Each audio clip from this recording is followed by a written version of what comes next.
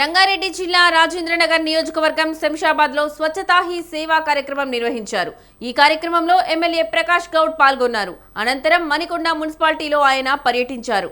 Municipality పరిధిలోని సుమారు 4 కోట్ల రూపాయల నిధులతో చేపట్టిన సీసీ రోడ్లు, కమ్యూనిటీ భవనాలకు చైర్మన్ కస్తూరి రాజేందర్ తో కలిసి శంకుస్థాపన చేశారు. మణికొండ మున్సిపాలిటీని మరింత అభివృద్ధి చేస్తామని హామీ ఇచ్చారు. ఎన్నికల్లో ఇచ్చిన హామీలను ఒక్కొక్కటిగా నెరవేరుస్తామన్నారు.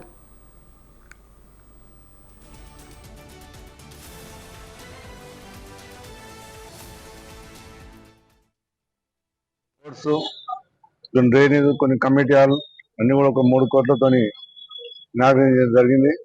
చైర్మన్ గారు, వైస్ చైర్మన్ గారు, కౌన్సిలర్లు, రామకృష్ణ రెడ్డి, మల్లేశ్వర గారు అందరూ కూడా ప్రజాప్రతినిధులు అందరూ కూడా రావడం జరిగింది. ముఖ్యంగా ఈ రోజు మీరు చూస్తున్నారు, ఎప్పుడైనా ప్రజలకు ఇచ్చిన హామీలన్నీ కూడా మణికొండలో బాగా డెవలప్ చేయడం కూడా జరిగింది. అందరూ పార్కులే కానీ ఏదే కానీ ఇవాళ కూడా ఒక పార్కు మంచి ఓపెన్ చేయడం జరిగింది. ఎందుకంటే ప్రజలకు అవసరం ఉన్నవి అవన్నీ కూడా మా కమిషనర్ గారు వాళ్ళందరూ కూడా ఎంతో చొరవ తీసుకొని చేస్తున్నారు. చాలా సంతోషం.